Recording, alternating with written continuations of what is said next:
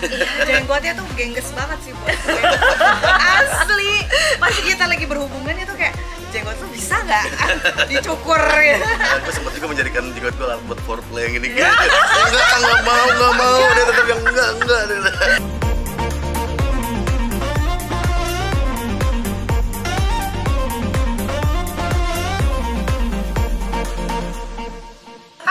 Ketemu lagi dengan saya Zoya Amirin dalam In Time with Zoya. Waktu-waktu intim kali ini saya akan mengajak Wika dan Iwa.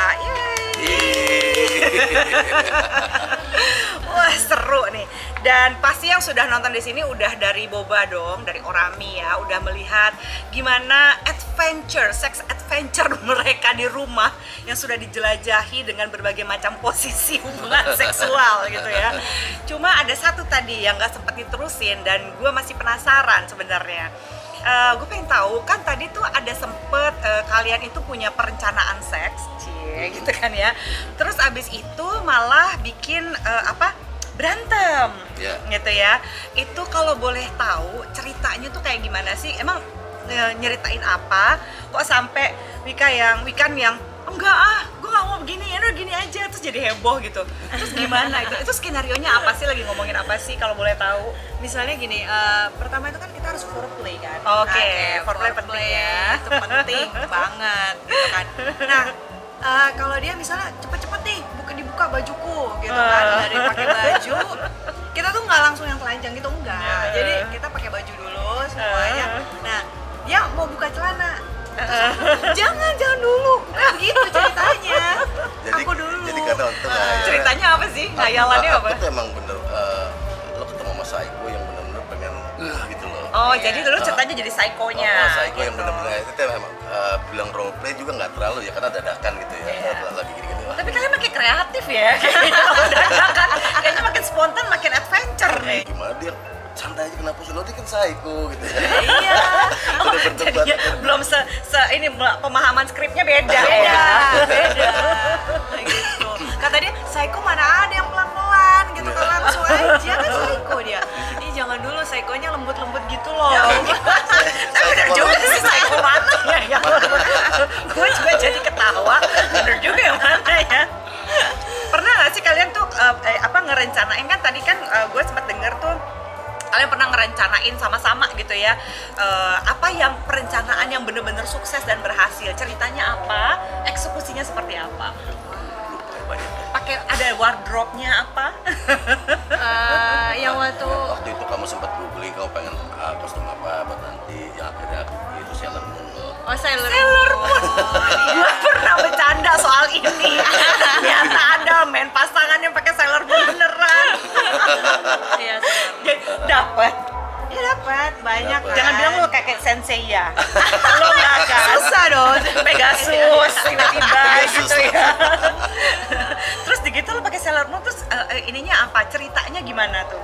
Ya ceritanya waktu itu kita itu tetap aja ya, kayak kita kan misalnya aku diikat nih Sailor Moon-nya gitu kan, di bangku kayak gini nih, diikat gitu kan, ditutup matanya, disiksa dulu sama penjahatnya. Disiksanya gimana?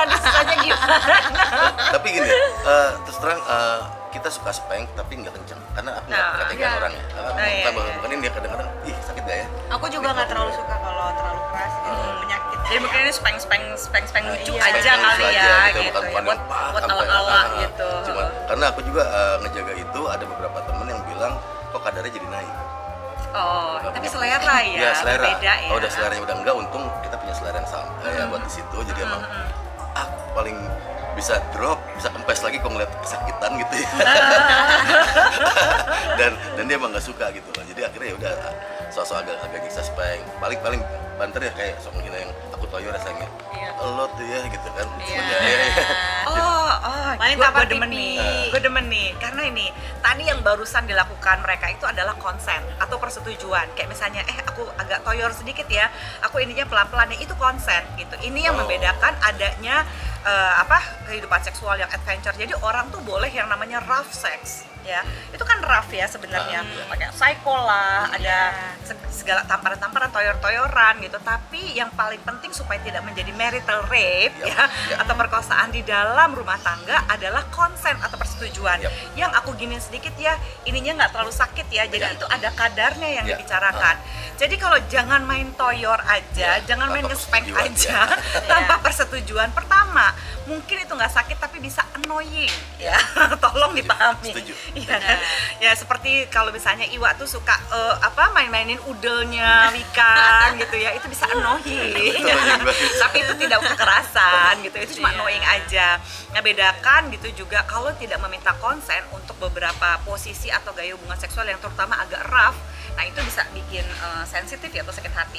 Bener. Pernah nggak ada mislek kayak begitu di antara kalian, terus gimana penyelesaiannya? Kalau aku tuh orangnya lembut, aku sukanya dilembutin gitu. Kalau misalnya dia suka nampar pipi gitu kan ya, tapi kalau misalnya kencan mungkin dia gemes gitu kali ya, maksudnya nggak bermaksud keras gitu. Gemesnya lu Habis dong, tampar aku dong. Aku yang pertama kan kok gemes ya gitu. Nah, dia langsung lagi itu. Oh iya salah ya. Jadi meskipun aku suka lembut, tapi kadang tampar aku ada dong sedikit yang rough sedikit gitu ya. Gitu kan. Mungkin kekencangan kayak jangan gitu, pelanin dikit nah gitu. Jadi komunikasi itu yang ini. Itu sebenarnya dari semua ini sih bener sih, yang penting persetujuan, pengetahuan levelnya itu apapun nanti ya, levelnya segimana sih, level dijailinnya ya, kalau istilahnya gue level dijailinnya segimana sih. Nah itu kalau di sepak bola atau apapun itu jadi garis outnya gitu loh, jangan sampai lewatin garis outnya itu gitu. Karena ya kebayangkan kalau nggak ada garis out, main bola nggak ada garis out kan sampai ngedribble aja sampai lapangan parkir, nggak seru ditontonnya. Gimana gitu ya? Nggak seru. Jadi tetap aja mesti ada batas buat aku. Nah kita bermain di batas itu terus justru lebih tempting. Lebih greget. Iya, dan semuanya ada batasannya sama. Kalau misalnya kita berbicara mengenai BDSM gitu ya, Z-Friends. Jadi misalnya BDSM itu adalah bondage, disiplin, sadomasokis gitu, atau bondage, dominant, sadomasokis. Jadi mereka-mereka yang di BDSM ini justru ini loh, mereka tuh minta konsen. Mereka juga nanya sakitnya di mana, batasannya seperti apa. Kayak tadi ada ukuran-ukurannya. Justru kalau saya sebagai seksolog aja, saya banyak belajar dari kaum BDSM. Mereka tuh bener-bener yang nyentuh aja, aku boleh nggak nyentuh di sini, aku boleh nggak meluk kayak gini gitu ya. Apalagi kita yang heteroseksual, kalau nggak ada konsen seperti yang dilakukan sama Wikan sama Iwa, ya jadinya nggak bisa adventure kan. Jadi kekerasan nih, bad mood nih gitu ya, malesin nggak sih? Nah kan ini juga yang aku penasaran sebenarnya, aku mau nanya dari tadi ya, kan Iwa tuh terlibat dalam sayap-sayapan gitu ya, dan lu jadi orang yang lu nggak suka ya. Gue pernah baca tuh di ini ya, di media gitu ya, lu memerankan teroris gitu kan ya. Mempengaruhi nggak sih kehidupan rumah tangga lo apa lo, karena itu kan kayak aduh gila lu mainnya keren banget ya gitu, it was like all out kayak gitu. Pengaruh nggak sih kehidupan dia? Maksudnya gue nggak bilang lu kayak Heath Ledger atau apa, tapi gini, itu ketakutan gue awal. Iya nggak sih? Kan nggak sih lo? Itu ketakutan gue awal dan ketakutan teman-teman deket gue untuk gue bisa balik lagi. Iya. Nah, karena memang gue ngerasa gue kan jam terbang gue di acting nih sebagai aktor yang masih inilah ya, rookie lah ya. Jadi keren banget loh. Jadi serem loh. Gue melakukan conditioning mulai berangkat dari rumah. Karena gue coba untuk harus bisa membenci hal-hal yang biasa gue cinta. Ketika gue mulai gue berangkat ngeliat Wikan, gue berusaha ya kayak gue kayak ngeliat. Dan lu kan tidak patriarki sekali ya waktu kita wawancara di ini ya, di Boba ya. Lu kan bilang gue nggak mau nih kalau nggak timbal balik gitu ya. Sementara yang kita tahu kaum teroris apapun itu gitu, mereka kan ada pemaksaan, tidak ada kesetaraan gender. Nah itu emang banyak cerita yang emang buat baliknya butuh lama lagi gitu ya. Karena gue emang nyemplung banget. Nah tapi kondilalah, gue ada saklar yang emang tentu ada gitu loh di luar diri gue. Gue kalau pulang lihat muka anak gue, dor nol. Nol. Itu gue nggak tahu, kenapa, gue nggak tahu alasannya apa. Tapi kadang-kadang juga on the way pulang gue langsung cari foto-fotonya anak gue. Besok conditioning lagi gitu kan. Jadi apa? Gila, proses psikologi lo hebat juga ya. Gue nggak tahu, makanya tanpa bantuan psikolog pula gitu maksud gue. Kan ada banyak yang langsung jadi stres tuh karena nggak bisa keluar dari peran. Gue nggak tahu kenapa itu gue ngerasa gue kayak emang ada loh mestakung aja gitu, semesta tiba-tiba nyediain ini gitu loh. Dan tiba-tiba nol. kalau ngeliat muka anak gitu ya udah, gue setiap kelar udah gue ngeliat muka anak gitu loh. Itu menyenangkan banget, itu menyenangkan banget. Kan lu takut gak sih? Kira lu dia keren banget mainnya, tapi takut gak sih lo? Karena aku tahu dia luar dalam ya, maksudnya gini, aku tahu dia marah, aku tahu dia nggak marah gitu, aku tahu dia marah yang beneran, acting, mana yang biasa gitu kan. Makanya Sama kenapa aku value sadar. kali ya, value Iya, hidupnya juga ya aku, jelas ya. aku tahu dia gitu kan. Kan pertama kali dia datang ke kehidupan aku kan dengan segala macam negatifnya dia, positifnya dia, oke. Oh iya, gitu kan. itu juga tuh. Nah, jadi gue nggak ngomong di boba karena emang itu gue rasa emang itu kan lebih ke seks. Kalau aku kan ada satu cara yang gue rubah ketika gue gak deketin cewek. Oh, Ketika oke. gue kan selama ini sepanjang umur gue di belakang tuh seperti itu, dan itu buat tes. Apa sih? Kalau Gue boleh selalu tahu. ngeliatin sisi terang. Oke. Yang gue tagih dari yang gue deketin adalah sisi terang juga. Nah, Iya, bagus kan? gue yang gue tawarin sisi gelap, tanya Wikan, gue ngomong kebrengsekan gue sampai Iya. pol. Oh. Pertama Semua. kali dia datang tuh sisi gelapnya dia, sengaja. terus marahnya dia seperti apa itu masih zaman-zaman pacaran ya. Terus kayak misalnya Jadi kamu sama siapa? Wih, gitu kan yang orang ribet Tapi lu banget. nekat juga Gua nih pengen ya. tahu. Karena Karena kan gini. itu either lu cocok banget atau lu lepas Iya, banget. Kayak gitu kan. karena gue ada di satu titik di mana emang yang kalau emang nggak cocok ya udah gue enakan juga gitu loh. Jadi gue I got nothing tulus, gue udah nyaman sama anak gue, tiba-tiba gue bisa sayang sama orang, tapi nggak gue udah di mindset gue sesayang-sayangnya gue sama orang nggak akan worth it kalau ini akhirnya bisa ngerampas hidup gue. Gue udah ngerasa gue settle gitu loh. Ya yang namanya orang udah umur gue waktu itu ya, Iya. udah keras kepala kan, jadi gue ngerasa yang Iyalah lu 4-4 waktu itu kan. nggak mau ada yang ambil dari situ. Jadi gue coba gue tanya Wikan, gue sengaja hal yang makanya kamu sekarang jadi gini sih. Jadi emang ya karena dulu gue pengen lo tahu gue kayak gini dan lo bener-bener emang dia bisa nerima. Gue juga gue pancing sisi gelapnya dia keluar juga gitu loh. Gue karena gini loh, mencintai orang di sisi terang tuh gampang ya. Iya sih. Itu gampang. Oh, iya Anybody can do that gitu loh. Anybody. Itu yang emang gue kepikiran pada waktu itu. Ini berharga banget. Ini momen berharga. Iya, enggak. Kalau iya, gue dulu punya rencana paling enggak gue ngeduda paling enggak 5 tahun. Tapi pas ketemu dia, gue pacaran setahun setengah ya. Terus udah married. Terus perbedaan usia pula ya. Usia semuanya, tapi gue ngerasa ketika emang gue udah kok dia masih sisi gelap gue no big deal gitu ya. Gue juga tahu ada sisi gelap dia, I buy it. Dan sampai akhirnya gue ngerasa apa susahnya mencintai sisi terang. Tapi ini bukan berarti lo nggak jadi best version of yourself kan? Lo bukannya cuma kayak udah lo keluarin unek-unek gitu aja, tapi Oh, kan enggak. lo juga tetap berusaha jadi orang yang terbaik kan? Artinya gini, berusaha menjadi yang terbaik itu kalau bisa emang yang bukan yang emang ditongolin dilihat Oh, orang. bukan cuma masa promosi gitu Kalau ya PDKT istilahnya. kan gitu kan, kita tongolin banget gitu loh. Wah, kita poles gitu. Iya, kita ngelakuin hal yang seperlunya aja. Misalnya emang ya Tapi nggak lu sakit, bikin-bikin. gua datang. Enggak bikin, ya benar-benar ya udah apa adanya aja Emang gitu. gue begini Emang gitu. gini. Makanya kalau banyak orang bilang pernikahan itu yang paling tahun-tahun pertama itu paling berat gitu ya. Oh, Kalau iya? aku justru pas masa pacaran, karena bener-bener dia nongolin sisi marahnya dia. Kalau ngelihat di saya patah tuh dia marah banget, kan gitu. Jadi kayak gitu, Ya.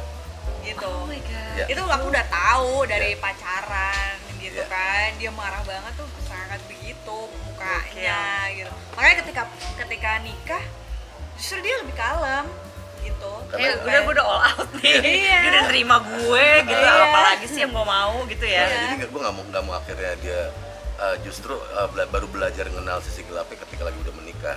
Itu ya. Gue pengennya pas lagi pacaran udah menikah ya udah kita udah biasa aja udah gitu. Gue jadi inget nih ada gue inget dokter Pram gitu ya, waktu itu temen gue Lisa juga pasti tahu nih, kita waktu lagi praktek S2 gue inget banget dia pernah ngomongin sama gue ya nih, anak-anak didiknya cewek semua kan, dia bilangin nanti pokoknya kalian itu jangan mikirin cocoknya, kalian justru mikir nggak cocoknya sama nyebelinnya tuh orang. Kalau itu kalian nggak tahan jangan dinikahin. Ya. Yang bener sih ya. Wah, gila gue jadi inget itu tuh, bener juga. Ya deh kalau gitu mau nyari gayanya dia aja deh gitu ya. Ini gue yang begini mau apa loh? Iya, gitu banget. Sekalian aja ya, maksudnya Iya. either take it or leave it ya udah gitu. Kalau nggak bisa ya mau apa? Kalau bisa ya adjust yuk sama-sama Ngabisin gitu. waktu ya, mungkin kalau ketika gue umurnya masih 20 segala macam, kita masih Masih emang ada butuh, energi ya.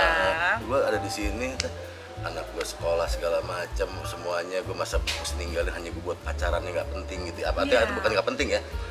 Buat pacaran yang cuma buat masa promosi Iya, doang, promosi habis itu doang, ntar udah. sakit hati lagi ini gitu. Mendingan udah tanya dia awalnya, kasihan sih sebenarnya, makanya aku ngomong. Parah. Lo untuk kalau umur semuda itu lo sakti juga loh.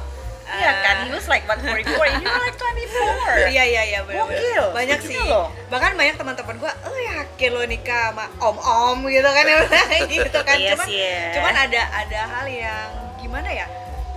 Pada saat itu aku ya dia kan divorce gitu kan.